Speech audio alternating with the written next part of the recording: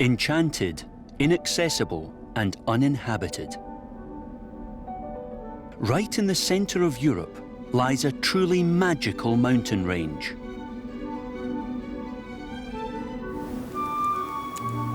Up in the Tatra mountains, one of the oldest forests on the continent is quietly growing.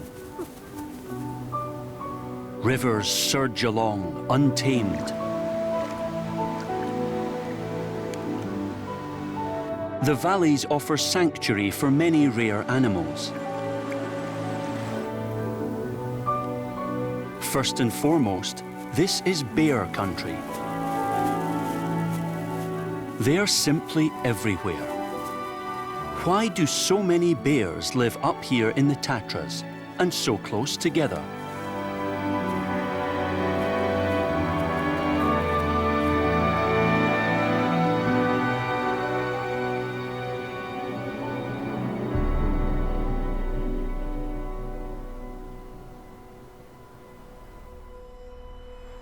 The Carpathian Mountains sprawl out over the middle of Europe.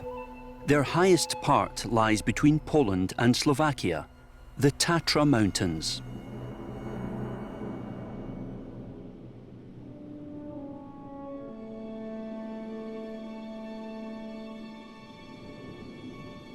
It's March.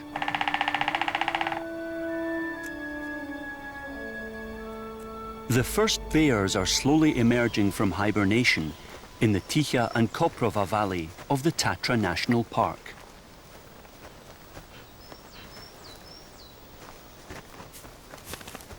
At this time of year, only the males, and females with no offspring, have already roamed down from the mountains into the forest to look for food. The others are still asleep. Winter here lasts 6 long months. This mountainous region is among the coldest places in Slovakia. But the first signs of spring are already underway.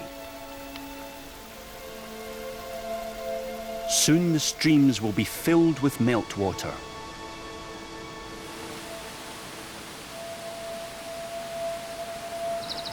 Birds are beginning to stake their territory and search for partners.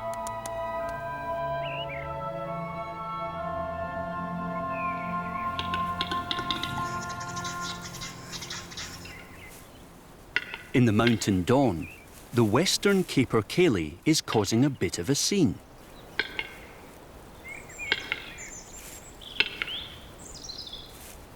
He wants to impress all the ladies in the neighborhood and mate with as many of them as he can.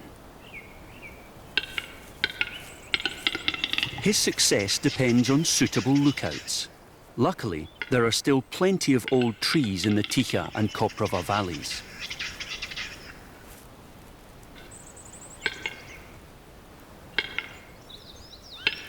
A relative is courting in the undergrowth below. In contrast to the capercaillie, this hazel grouse is only looking for one partner.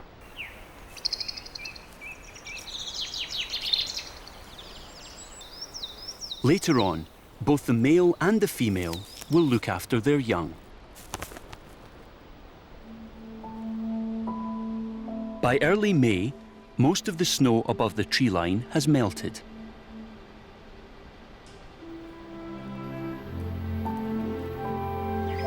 This female bear is venturing out into the daylight for the first time after 6 months in a gloomy den.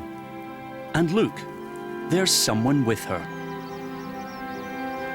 The little one arrived back in January, only 1 pound heavy. Since then, he's had to stay in the den. Outside, with snow levels up to 1 metre high, he could hardly have survived. Everything is new to him.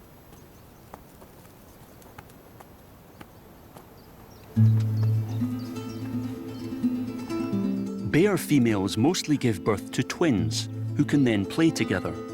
So with an only child, Mum has to double as a climbing frame.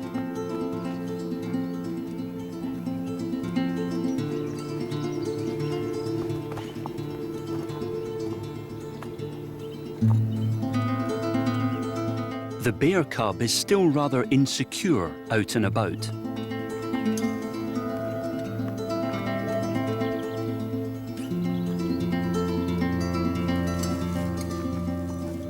Its mother always has an eye on the little bear and is immediately ready to help when the cub gets stuck. This is also the first outing for the adult bear since November.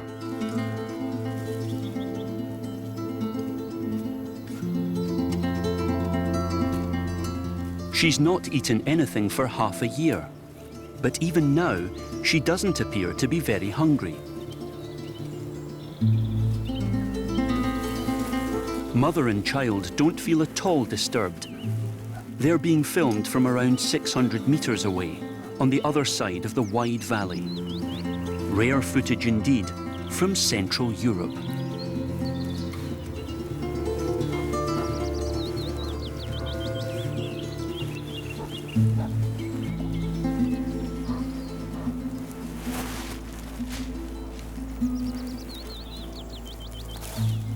Being an only child also has some advantages.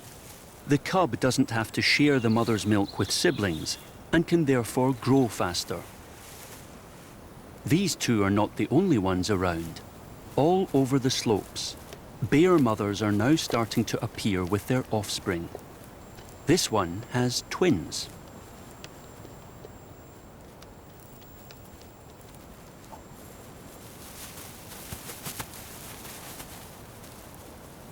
Another is even having to deal with triplets.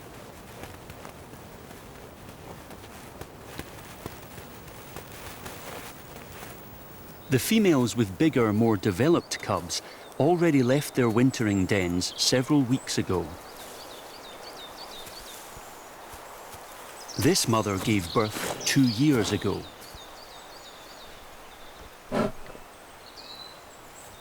Side by side, they search for leftover cranberries from the autumn. This will be their last spring together. Next time, the little cub will leave her mother, who will then have new offspring to care for. Then they will have to fend for themselves. Astonishing. Within a single year, as many as 12 bear mothers with offspring were observed in the Ticha and Koprava valleys. Altogether, 40 to 50 brown bears are living in this area, which is about the size of Bristol. A population density like nowhere else in Central Europe, and which is completely absent in the Alps. So what does this wilderness have, which other regions in Europe don't?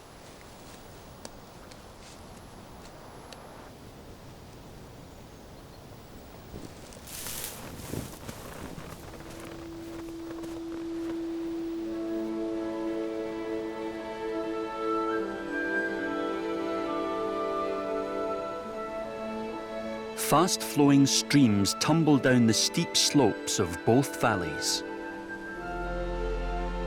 and join to form the River Bela, which runs through the national park, changing its course every year.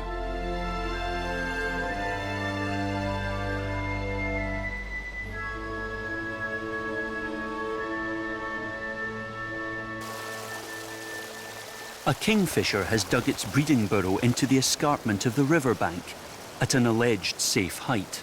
The layer with the offspring reaches up to 1 metre deep into the bankside. The parents fish continuously for their chicks. On the Bela River floor, these European bullheads are rather poor swimmers. But they're still difficult to catch. They normally hide between stones, and the kingfisher has to wait for them to appear again.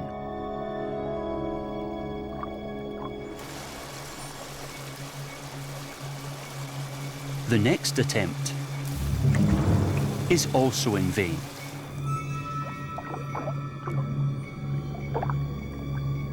These 10-centimetre long fish have developed a cunning trick to make themselves virtually invisible. Bullheads can adapt their colour to the riverbed. Within seconds, they change from dark to light.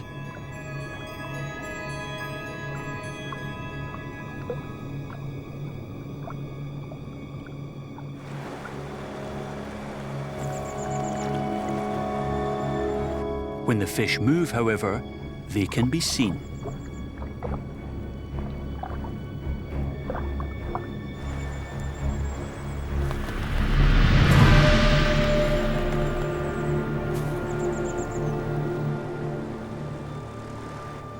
The kingfisher kills one before bringing it back to the chicks at the nest.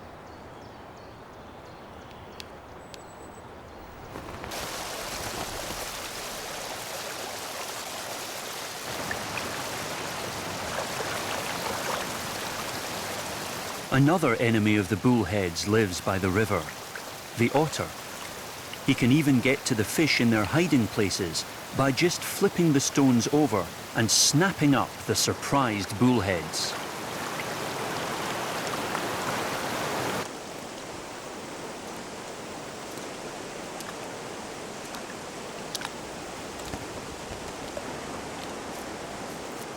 Black storks and grey herons use another strategy to hunt around the rocky banks of the Bela. With their long legs, they simply wait in the water until the fish emerge. Not always with great success. The river Bela is full of fish. But it takes a lot of these ones to fill yourself up.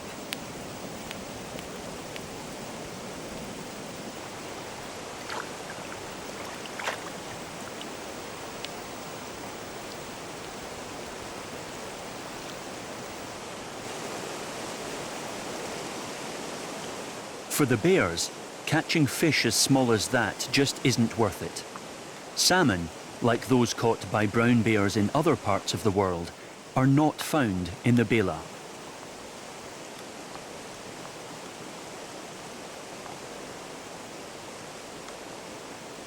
The bear female and her cub from the previous year are travelling through on the search for better feeding grounds. She knows from experience exactly where to go for food at which time of year.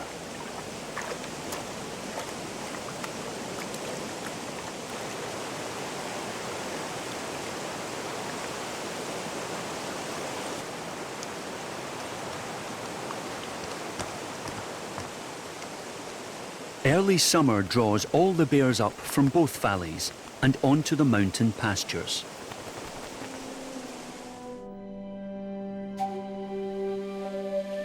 There they can find fresh grass and nourishing herbs, the bears' staple summer diet. The hardest time of year for the bear mothers is starting right now. The cubs are growing fast, but are still not eating much solid food, so they need even more of the high-fat milk. It really takes it out of the females. Despite constant grazing, they keep losing weight. They still need to be alert, however. In bear country, other hungry predators are on the prowl. But usually, wolves don't dare to approach a female bear with offspring. Adolescent bears, who've already left their mothers, are in greater danger. Their biggest enemies are members of their own species.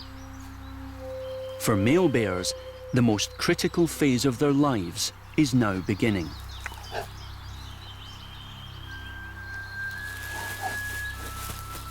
Fully grown animals, like this colossus, feel threatened by these potential future competitors. While younger females tend to stay within the territory of their mothers, young males head further afield and risk crossing paths with older bears.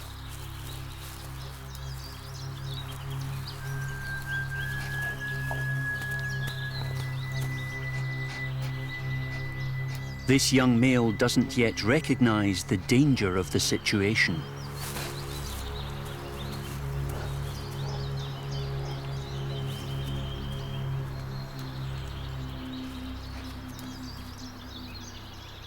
The older bear has been following the youngster's tracks for a long while. Simply chasing the cub away is usually not enough for him. Such encounters often end in tragedy. This young male has had his spine broken.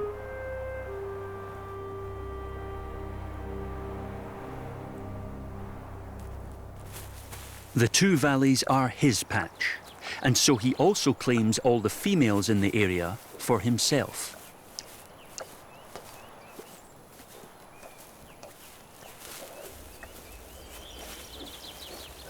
For years, he's been the strongest man around here. Females have therefore been happy to accept him as a father for their offspring. Sometimes they hang around with him for a few days, eating grass together, like cattle to pasture. Every bear female instinctively knows that if they don't mate with him, he'll kill their offspring from another male the following year. He has an incredible memory for exactly which female he bred with in the previous year.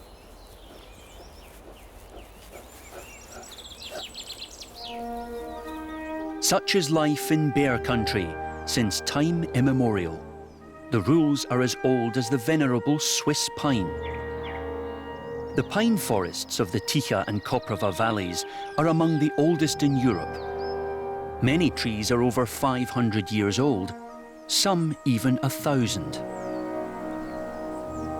These ancient trees cut pretty dishevelled figures. Their tips have gone dead, while the side branches continue to hold needles.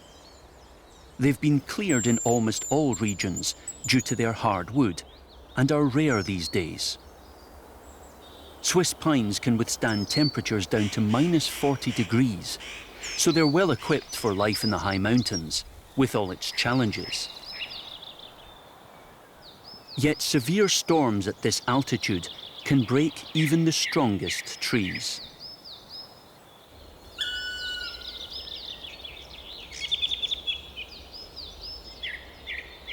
Many pines grow on the bare rock.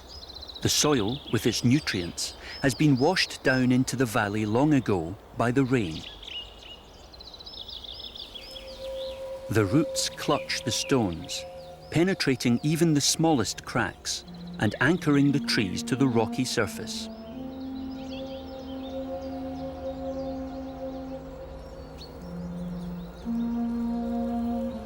Old pines are often hollow inside. Here the wood is already decayed, while the tree continues to live and grow. That's an advantage for the pine. The nutrients from the center of the trunk move down into the ground, where they can be reabsorbed by the roots.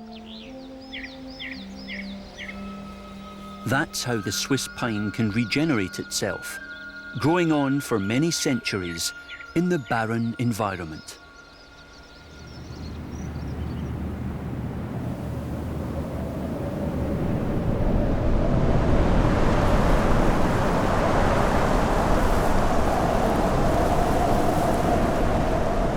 A storm is brewing.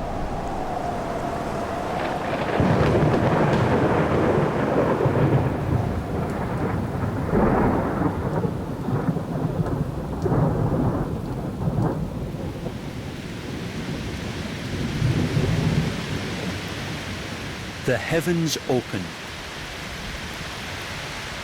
More rain falls over the Tatra mountains than the rest of Slovakia.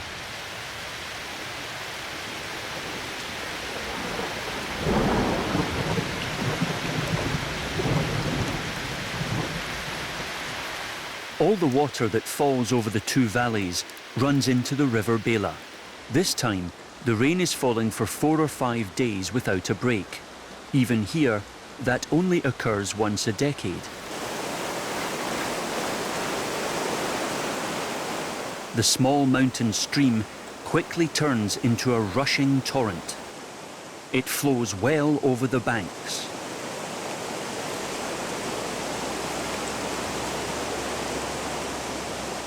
Uprooting trees.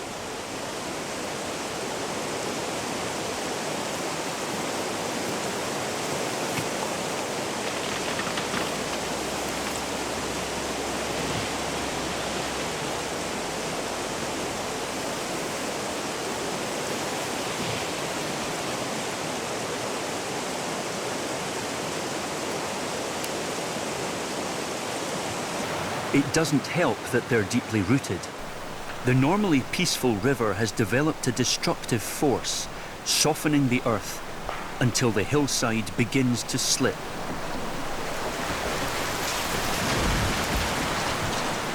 Giant trees drift away like children's toys.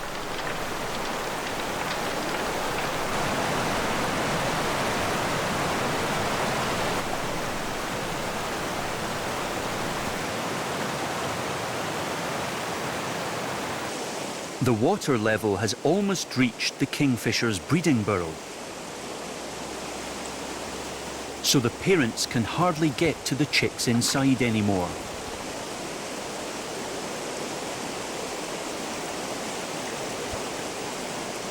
If the water continues to swell, the burrow will be lost.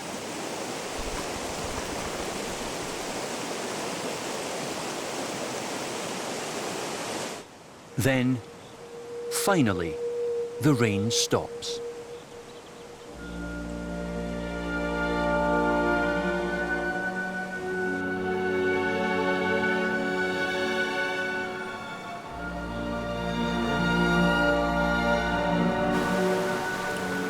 The forest is still submerged.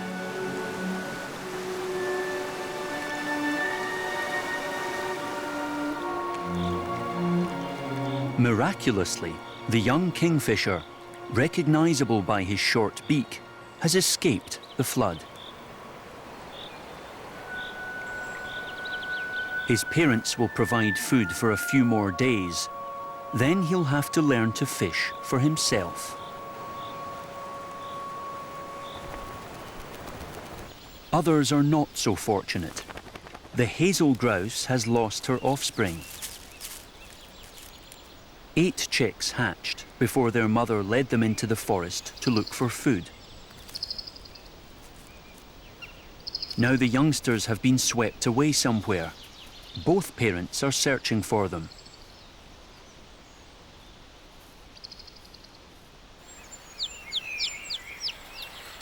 They hear a pitiful chirping coming from the undergrowth. One chick has survived.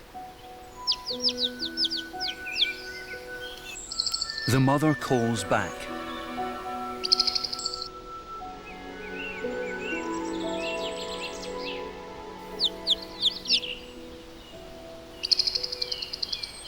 When they finally find each other, his mother takes the surviving chick to new feeding grounds in order to quickly rebuild his strength.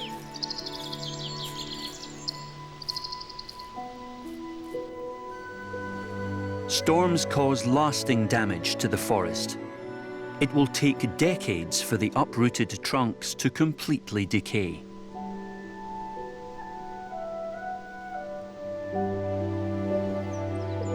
The force of the wind has ripped giant holes in the tree cover.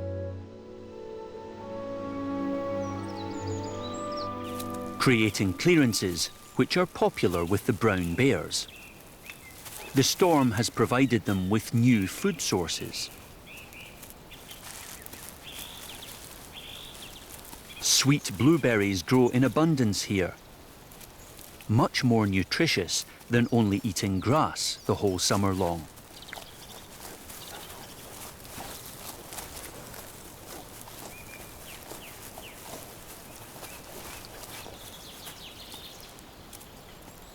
For the bears, the toppled trunks are not an obstacle, but rather a walkway through the forest.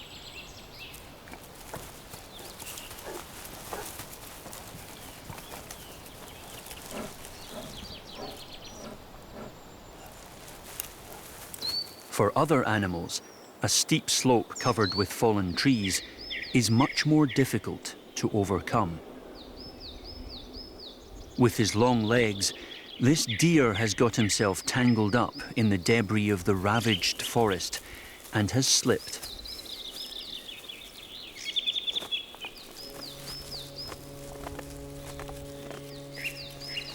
In the process, he's broken his leg. He's still eating.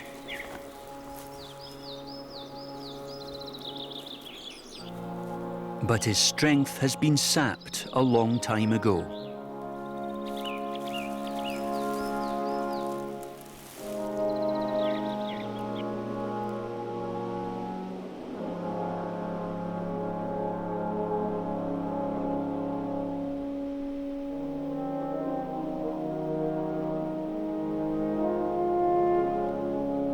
The next morning, eagles are circling the dead animal.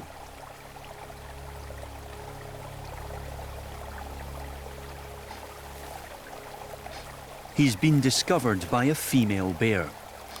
In full health, the deer would have easily been able to see her off.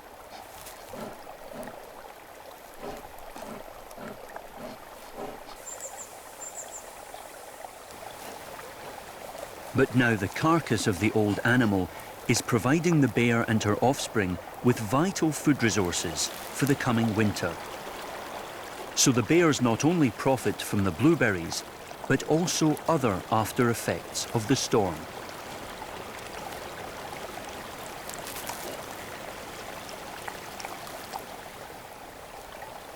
The body also attracts other inquiries.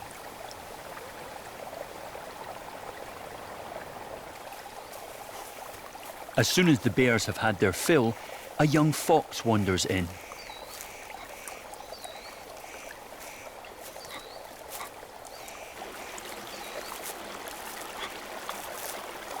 He's pricked up his ears and is distracted. He's afraid of aerial attacks. Eagles can also prey upon young foxes.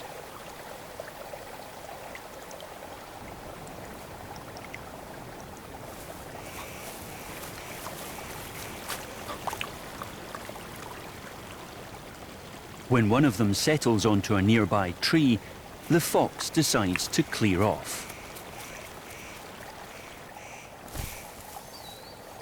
Thus, a whole range of predators profits from the stag's misfortune.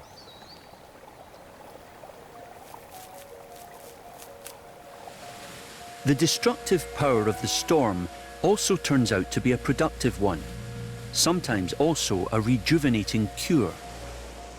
The river has once again changed course, and new sandbanks full of fallen trees have been created all over. For the brown trout, they pose no obstacle. In fact, quite the opposite. The fish like to draw back to the protection of the trunks from the open water.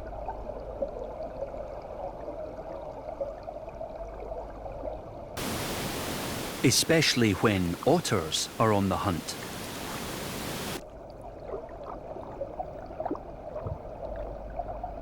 Graylings also hide in the undergrowth from the otters, who now have a more difficult job.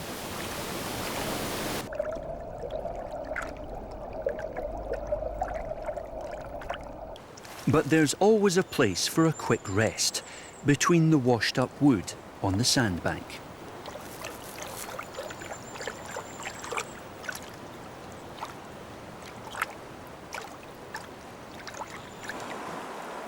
The debris-strewn surfaces are quickly inhabited. Many plant species need open, sunlit places.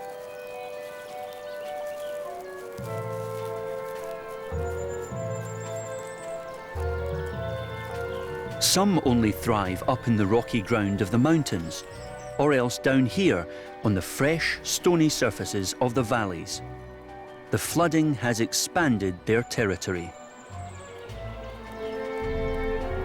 Something for the rare German tamarisk.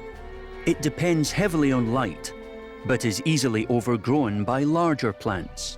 It can only survive in the long term in places where new sandbanks constantly emerge.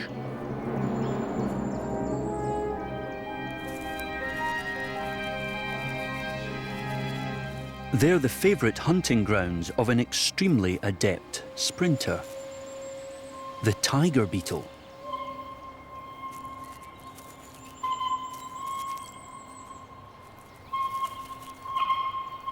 With his hefty front incisors, he's the velociraptor of beetles. Running after his prey, exactly like the agile dinosaur.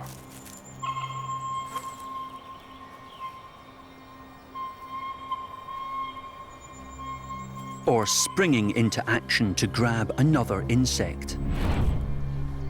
He pierces his prey through the exoskeleton, then sucks it dry.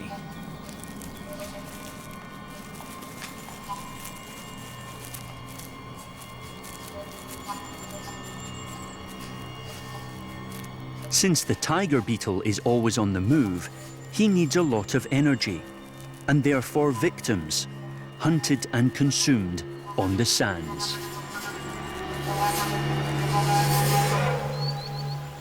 In summer, there's enough quarry to be found by the River Bela. Common sandpipers also pick at insects and their larvae. The stony ground is the bird's nursery.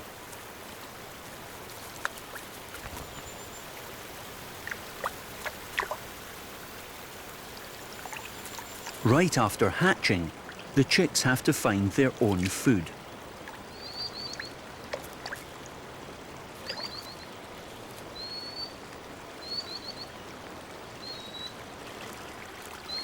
And if it gets too cold, he just crawls under a parental wing.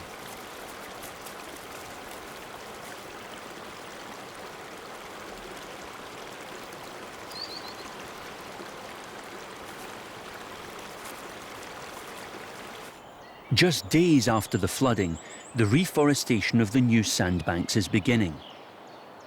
Here the air is filled not with insects, but with willow seed. Over densely grown areas, the germ buds have no chance. But where there's enough light, the young trees can grow up to a metre within a single year. After a few years, a thick willow grove has emerged on the new sandbank. The fresh, lush foliage attracts red deer to the river. Young and old alike graze away on the willow. Caution counts around the riverside, however.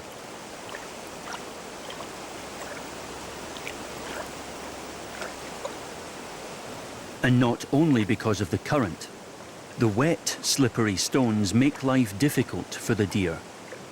With their smooth hooves, they can easily slip or get wedged in the rocks. That's why wolves like to hunt around the banks.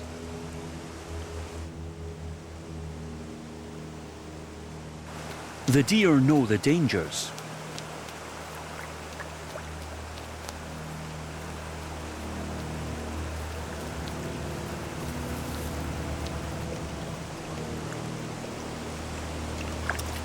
But they don't have to worry about this one.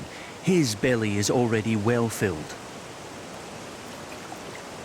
And that's exactly what the cubs in the forest are waiting for.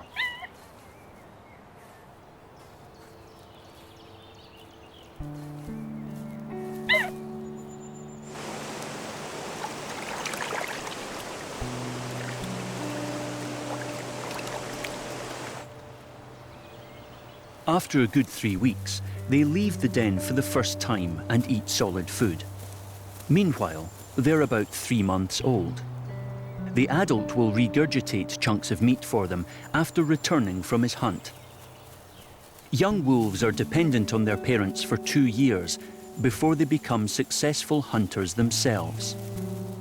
Now they welcome the returning adult impatiently, as these rare images from the family life of wild wolves show. Around 50 wolves live in 7 packs in the wilderness of the Tatra National Park.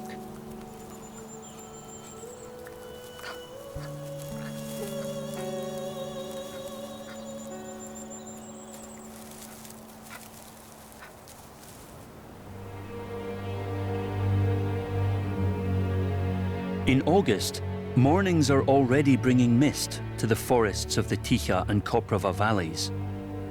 The days, however, are still long and warm.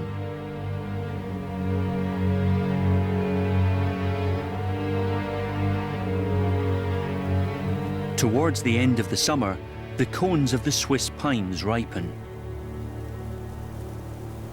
Sometimes as many as 100 nuts are sheltered under the scales of one pine cone. 70% fat, 20% protein. The nuts are extremely nourishing. The spotted nutcracker knows this only too well. The nutcracker lives up to its name by using its powerful beak. He works away as if using a chisel, turning over individual scales or else flying off with an entire cone.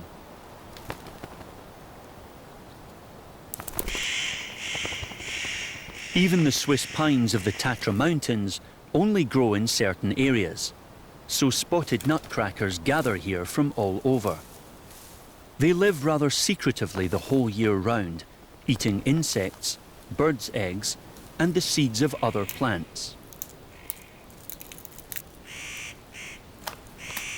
But they can hardly get enough of the fat-rich Swiss pine nuts, devouring one after another.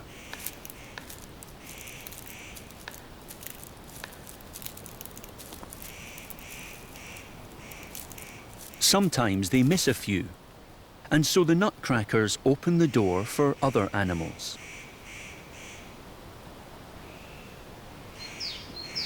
And the coal tit can get to the fatty seeds. And the squirrels also have an easier job.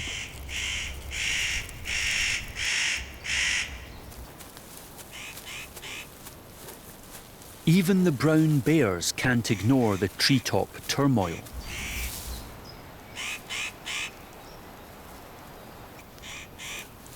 The forest floor is full of sweet blueberries, but the bear now has the pines in sight.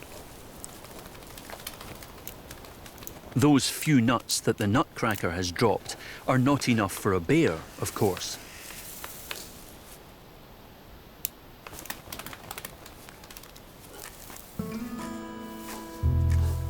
Better than waiting for gifts from above is climbing up for a closer look himself.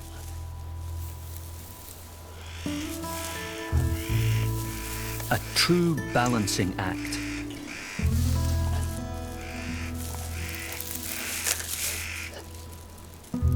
Wherever one looks, there are bears perched in the pines.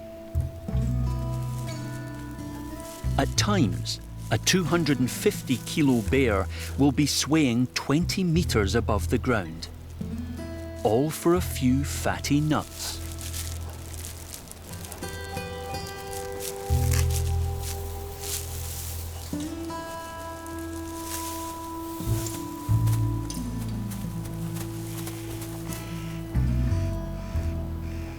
"20 bears together have been observed up in the trees, over a surface of only 2 square kilometers. Their territories do overlap, but when there's enough to eat, they steer clear of each other. This is extraordinary behavior for European brown bears, only known and filmed right here.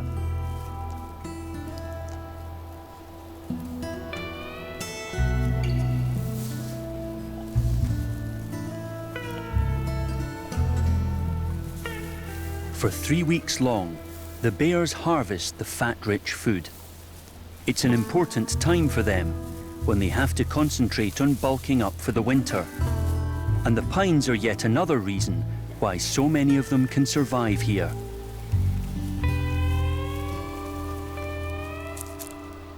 The spotted nutcracker pecks at nut after nut.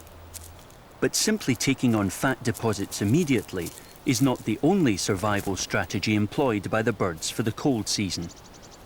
They transport dozens of seeds in their throat pouches to lay down in the forest as reserve supplies. A single nutcracker hides tens of thousands of pine nuts in autumn. An incredible feat, especially of the memory. Even when there's a meter of snow lying in winter, the birds purposefully dig a tunnel down to their supply store. They often hide the nuts in places where no trees are growing. The heavy seeds would never reach these places unaided.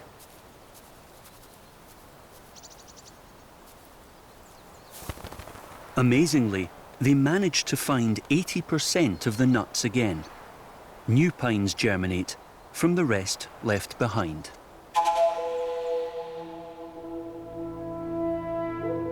In this way, the nutcrackers are also the horticulturalists of the pine forest, making sure that the rare trees are well distributed once again.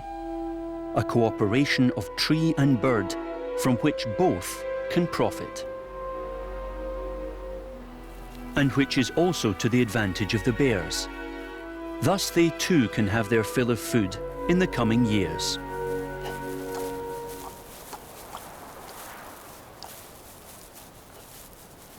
When the pine trees have been fully harvested, they get stuck back into the blueberries and cranberries. Every calorie counts now. For most of the year, the big predators are vegetarians.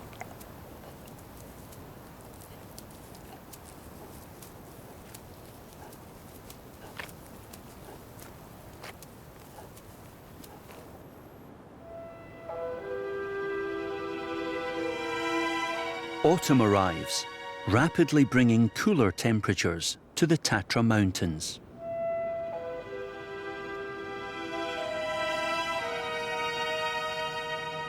In September, a blanket of mist shrouds the valleys. And swarms of guests fly in from northern Europe.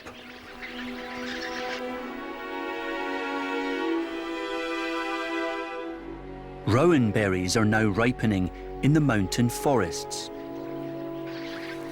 Field fairs come in their hundreds and thousands for the red fruit, which hangs from the rowan trees. The berries are not only sweet, but often fermented, only making them more attractive to the field fairs. Providing these birds with energy-rich food is also a mutually beneficial deal.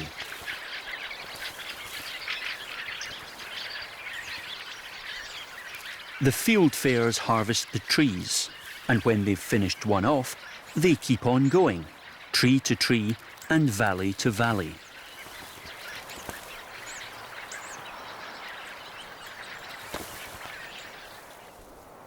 By doing so, they scatter the mountains and forests with seed bombs.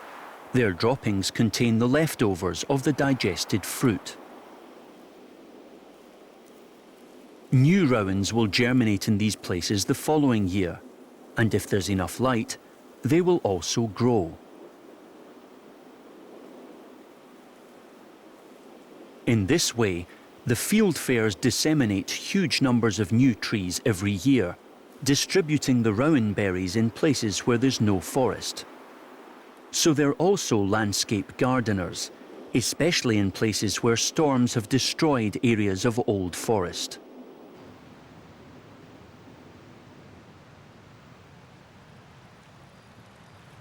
Under the protection of the quickly sprouting rowans, pine seedlings grow in turn.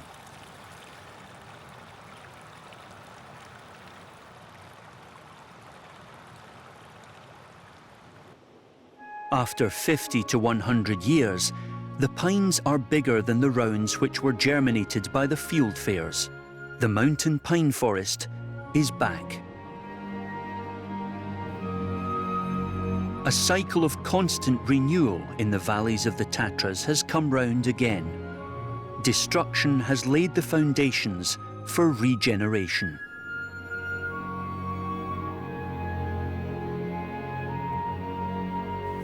From October, the first snow dusts the slopes, and the bears head up to their winter quarters.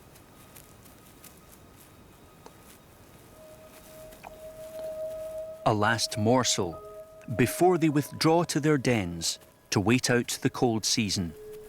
They'll doze for months, living off fat reserves built up over the summer.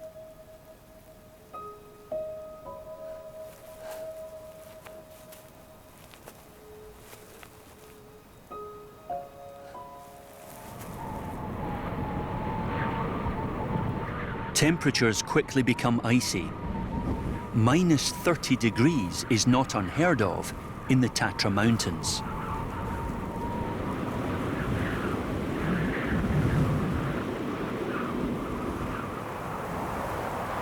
Snow often lies over a metre deep.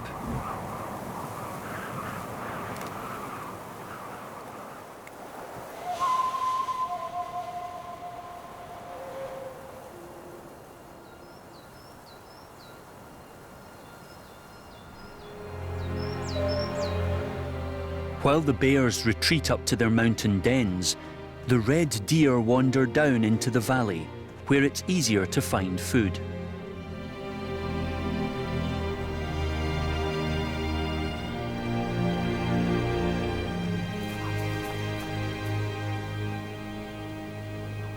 Further down, the grass isn't as covered with snow. The weak ones will either starve or be taken as prey. This one fell victim to wolves. And now a fox reaps the benefits.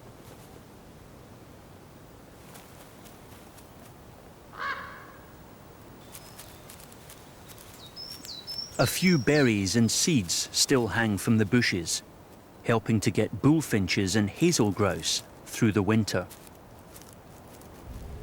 The river Bela steams. Compared to the icy air, the water is warm at 0 degrees.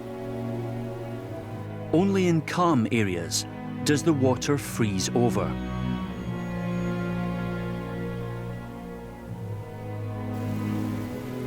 The river is still largely free of ice, luckily for the otters.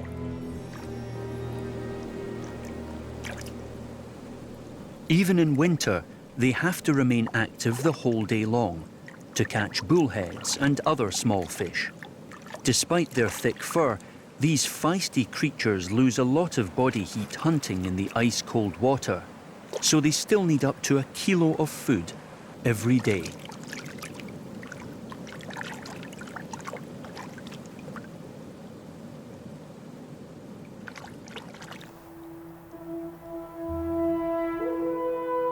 Winter now has the Ticha and Koprova valleys firmly in its grasp.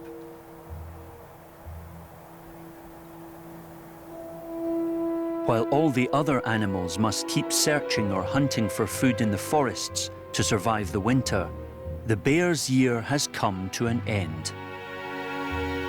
They're asleep, hidden in their dens.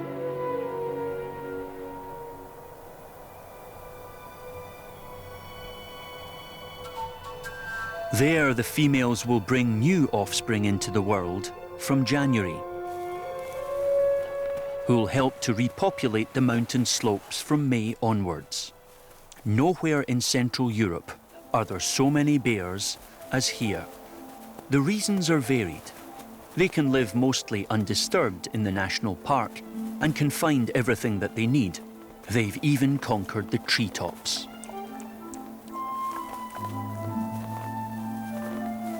The valleys are protected from the peaks to the lowlands, and natural cycles can take their course, as they have done for thousands of years.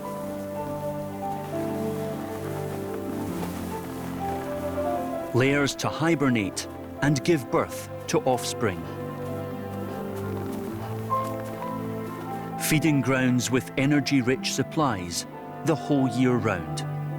Such wild and uninhabited places right at the centre of Europe can virtually only still be found here, in the Ticha Valley and Koprova Valley of the Tatra Mountains.